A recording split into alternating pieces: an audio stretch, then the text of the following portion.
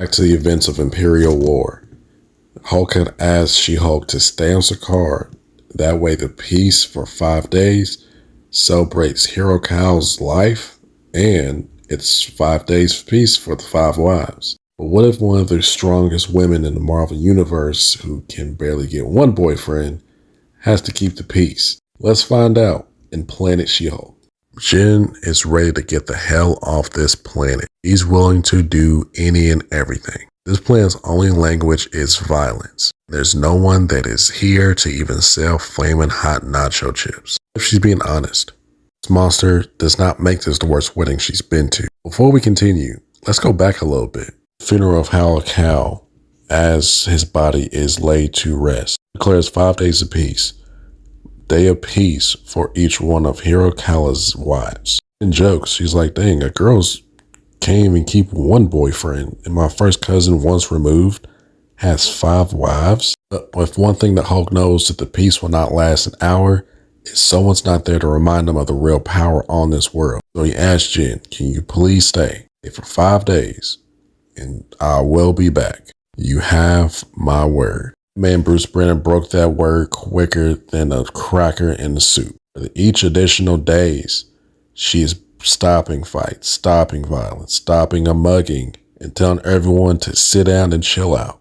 All this ripping and running, all this peacekeeping is exhausting as hell. She just needs a nice bath, relaxing bath of just peace and quiet. We have just received urgent communications. It's Conrad coming out of nowhere. Jen's like, Conrad, come on, what do I say about boundaries? Tells her it's from the emissary of Coven Blackjaw. You've been invited to a wedding. She's like, look, tell him no, I got other important things. He tells her he wants you to be the guest of honor at his wedding. Coven Blackjaw is one of the most respected leaders known to Sakaar, and has successfully led hundreds of military engagements throughout the history. That Jen can't say no. This explains that it's customary for the guest of honor to open the ceremony by killing a sacrificial beast in a gladiator pit. She-Hulk will definitely have to come to this because he's marrying one of Hero Cal's widows. Her participation would be a gesture of goodwill. But Jen's like, they don't need any kind of goodwill blessing from me. She's a grown-ass woman.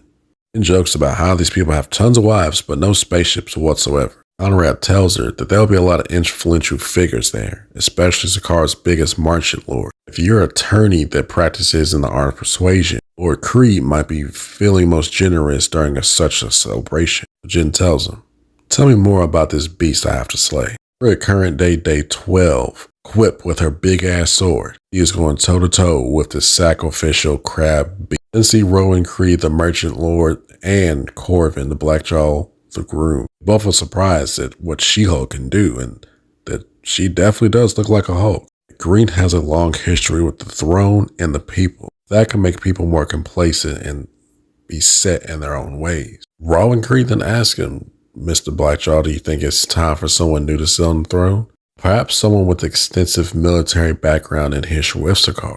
Corvin Blackjaw tells him, I'm going to call a council meeting and declare my intention. He explains that his only obstacle right now happens to be a Hulk. Jen's doing what she can to get rid of this monster because she heard there would be cake there. And she ain't letting no big-ass armored monster get between her and a piece of cake. With one mighty jump like Conan the Destroyer, she goes straight through the beast, killing it. Then go to the wedding ceremony. Everyone there has begun to eat and drink their hearts out. Then instantly, guest of honor has arrived. Had to clean up again after slicing the monster in half. Then the meets with Ron Cohen, the biggest merchant on Sakaar. Kind of begins to get in his good side. He wants a ship so she can get the hell out of there. They begin to talk and explain and try to bargain a deal. Rowan tells her, I do feel the sword in exchange for a ship is more than a fair agreement. He's like, my sword? I can give you that tonight. It's just at the palace. He explains, the sword in your hands. She's like, you want me to fight someone? He's like, no, I want you to defend someone. I want interested in securing the throne.